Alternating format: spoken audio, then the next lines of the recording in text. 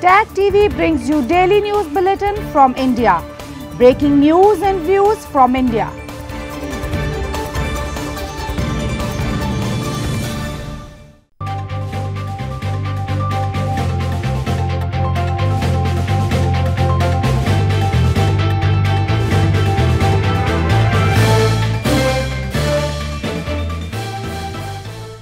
Good evening. Welcome to South Asia Newsline. I'm Surabhi Sharma. Here are the top stories we are tracking for you on Wednesday, the 10th of July. Flash floods, landslides wreak havoc in northeastern India.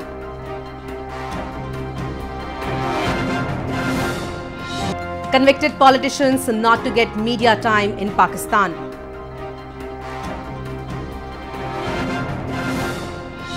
And opposition parties in Nepal obstruct House proceedings over shooting incidents. And now for all the details. Incessant rains over the last couple of days triggered heavy landslides and floods in several parts of India's northeastern provinces. India's Weather Office in its forecast on Wednesday said that heavy falls are likely to continue over several northeastern provinces, including Arunachal Pradesh.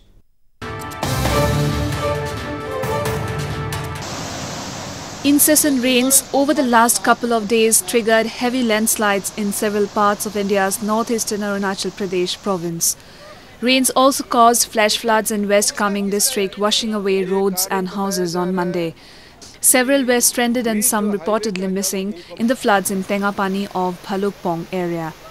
Landslide near capital Itanagar have disrupted traffic and normal life was thrown out of gear. Landslides have blocked the roads along with damage to the property. जो है पूरा assessment करने दे रहा है district administrative माध्यम से और जितना जो डैमेज हुआ है उसको जो है गवर्नमेंट तरफ से हमने भी ऑनरेबल सीएम साहब को भी रिक्वेस्ट कर दिया है, अपील कर दिया है, वहाँ में ऐसा हुआ है तो उसी तरह ऑनरेबल चीफ मिनिस्टर तरफ से भी डायरेक्शन दे दिया कि जल्दी से जल्दी असेसमेंट करके भेजें गवर्नमेंट को. Incessant rainfall also caused rapid flooding in neighbouring Assam province's Golaghat district. The rise in water level of the Diflu river has submerged villages, forcing people to shift to safer areas. Meanwhile, Indian Meteorological Department in its weather forecast on Wednesday said that enhanced rainfall activity with widespread rainfall with isolated heavy to very heavy falls are likely to continue over several northeastern provinces, including Arunachal Pradesh. India on Tuesday highlighted 1993 Mumbai bombings mastermind Dawood Ibrahim's terror links and cornered Pakistan for providing him safe haven during the Security Council meeting at the United Nations. India's permanent representative to the UN, Syed Akbaruddin, in a veiled attack on Pakistan, told the UN Security Council on Tuesday that 1993 Mumbai blasts mastermind Dawood Ibrahim's illegitimate activities from a safe haven that refuses to acknowledge even his existence poses a real danger. Akbaruddin called for a focused attention to address the threats by the Dawood's D Company and the Jaish-e-Mohammed and Lashkar-e-Taiba terror groups which are based in Pakistan. He stressed that terrorism and organized crime are both manifestly malicious organisms drawing sustenance from same deadly swamp.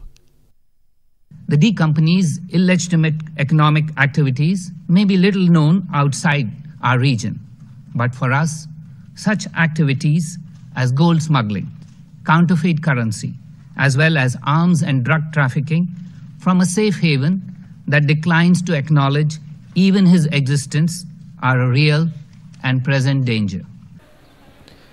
Pakistan's Foreign Office last week said that Dawood Ibrahim is not in Pakistan, a day after a UK court was informed that the underworld Don is currently in exile in the country.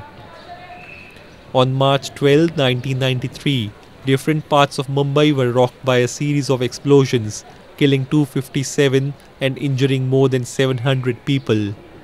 According to police, the bombings were carried out at the behest of Dawood Ibrahim. In news from Pakistan, Pakistan's federal cabinet on Tuesday decided unanimously to block media coverage and interviews of politicians who are convicts or under trial prisoners. This came after transmission of 3 private TV channels was suspended for airing an interview of former President Asif Ali Zardari a few days ago. Pakistan's federal cabinet on Tuesday decided to block media coverage and interviews of politicians who are convicts or under trial prisoners and directed the Pakistan Electronic Media Regulatory Authority or PEMRA to discourage airing of such programs by electronic media. According to local media reports, the decision was taken unanimously in a cabinet meeting, during which Prime Minister Imran Khan said no democracy permits interviews and media coverage of those who have been arrested on charges of corruption. This comes after former President Asif Ali Zardari, facing a trial in corruption cases against him, addressed media in the premises of the Parliament House and said Imran Khan's government will be toppled soon. Zardari, who is in custody of National Accountability Bureau, had come to attend a National Assembly session after being issued a production order. The government is reportedly of the view that the production orders of Zardari were issued only to enable him to attend the Assembly session and not for giving an interview to undermine the judiciary and trial court. Moving on. Political activists from Pakistan-administered Kashmir organized a protest and conference in Geneva against Pakistan's illegal occupation and ongoing human rights violations. They also highlighted that Pakistan has been using its illegally occupied regions to breed terrorism.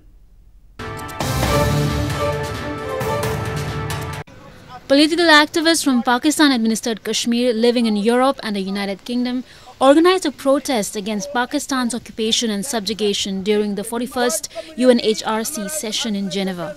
The protesters chanted anti-Pakistan slogans and raised the issues including exploitation of resources to the rapidly expanding terror camps in the Pakistan-administered Kashmir and Gilgit-Baltistan. They also highlighted the growing issue of enforced disappearances and extrajudicial killings of political activists in the illegally occupied territories.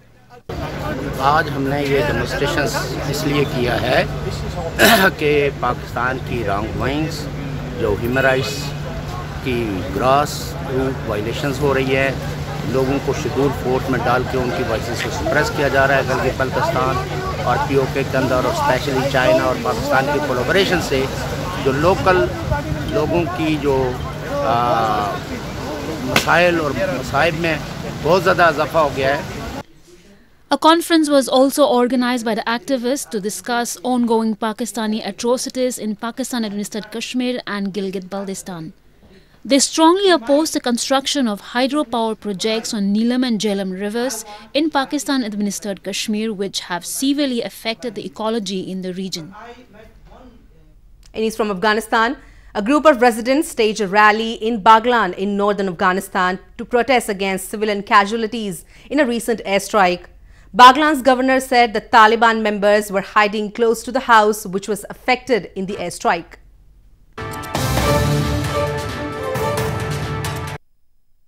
A group of Baghlan residents staged a rally in the city of Pule Khumri of northern Afghanistan to protest against civilian casualties in a recent airstrike by government forces. The Baghlan residents claimed that an army helicopter bombarded parts of the outskirts of Pule Khumri, in which 7 members of one family were killed and another was wounded. Local officials confirmed the airstrike but said that there is a need for investigation about civilian casualties in the incident. لمنګ دغه ولسر غواړو چې په ډیره به شرمانه د استعفا وکړي دغه درې چارواکونه قومندان د امنیت رئیس امنیت والی با تمام خانواده‌های از اینا متاسفانه عرض می‌کنم در کنار از این تعداد 10 نفر از تروریست‌های طالب که در نزدیکی از خانه سنگر گرفته بودند و می‌خواستند به یکی از نقاط از پلیس یا اردو حمله بکنند با یکی از بیس‌ها اینا هم از بین رفتند. The governor, however, did not clarify whether Afghan or foreign forces conducted the airstrike. So far, the Ministry of Defence has not commented on the incident. Moving on to news from Nepal. Opposition parties in Nepal obstructed the proceedings of the lower house of the parliament on Tuesday, demanding probe into 2 incidents of shooting in Sarlai district.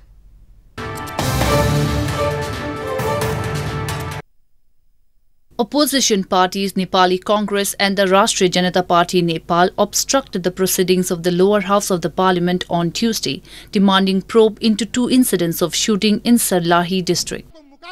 Both parties demanded probe over excessive force used against protesters in Sarlahi, where a man was killed.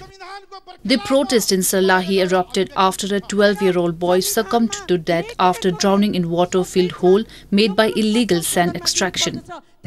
The opposition parties also raised concern over the encounter of Kumar Paudel, leader of banned Communist Party of Nepal. त्यो प्रदर्शन न्याय माग्दाखेरि राज्यलाई संवेदनशील बन्नुस्, राज्य जनता प्रति बेखबर नबन्नुस् भनेर शान्ति सुरक्षाको अनुभूति दिनुस् भनेर जब त्यहाँका जनताहरू सडकमा प्रदर्शन गर्न आए, ती निहत्ता प्रदर्शन गर्ने पाउने अधिकार त्यो आफ्नो राज्यसँग आफ्नो माग राख्दै गर्दाखेरि राज्यले फेरि त्यो प्रदर्शनमा फेरि त्यहाँ गोली प्रहार गरेर आफ्नो शक्तिलाई प्रदर्शन गर्यो। सभामुख महोदय, Nepal's Interior Minister Ram Bahadur Thapa apprised the parliament that protester in Sarlahi was mistakenly shot.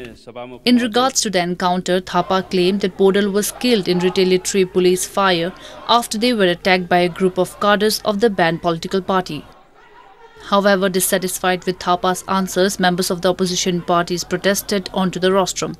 They demanded probe into incidents by forming a committee. The Indian government has donated 250 prefabricated houses to be used by displaced people in Myanmar's conflict-torn Rakhine province. The handover ceremony was held on Tuesday.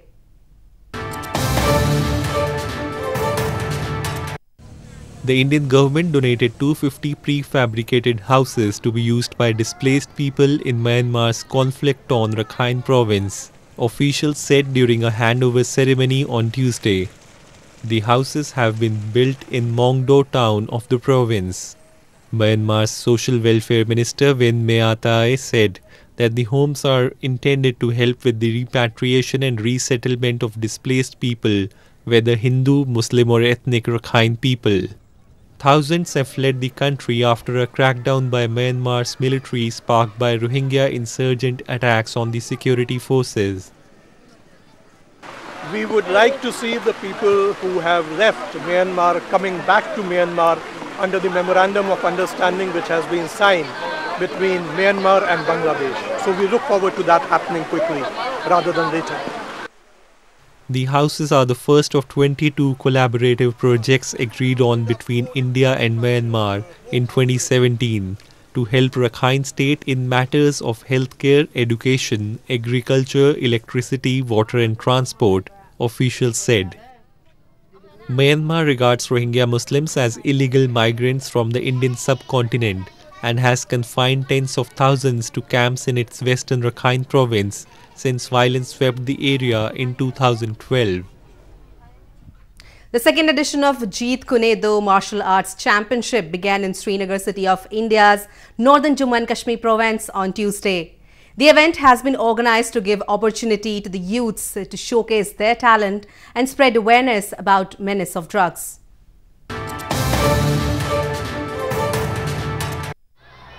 The 4-day second edition of Jeet Kune Do Championship was inaugurated at Sher-e-Kashmir Indoor Stadium of Srinagar city in India's northern Jammu and Kashmir province on Tuesday. Over 300 participants from different districts of the province are taking part in the championship. The event, that comprises of martial art activities including Taekwondo, has been organized to give a platform to youths to showcase their talent and to create awareness about the menace of drugs in Kashmir Valley. मैं सारी लड़कियों को बोलूँगी कि इसमें participate करें और लड़कों को भी, क्योंकि आज की जो यूथ है, लड़के लड़कियाँ दोनों, आज पहले तो लड़के ही थे सिर्फ, मगर आज लड़कियाँ भी ड्रग्स की तरह ज़्यादा इन्वॉल्व हो रही है। तो मैं उनको पर्सनली बुलाऊँगी कि इनवाइट करूँगी कि वो भी पार्टिसिपेट करें और लड़के भी ज़रूर करें। तो ये लड़कियों के लिए सेल्फ डिफेंस के लिए भी बहुत अच्छा है। The event has been organized by Jammu and Kashmir Academy of Unified Martial Arts and Jammu and Kashmir State Jeet Kune Do in collaboration with Jammu Kashmir State Sports Council. The players who will be selected in this championship will be qualified to participate in the national events. Well, that's all we have for you from South Asia this evening. Now viewers can watch the show on southasianewsline.com. You can also visit us on facebook.com/SAsiaNewsline and follow us on Twitter at @SAsiaNewsline. That's all in tonight's edition. We will see you same time tomorrow. Good night.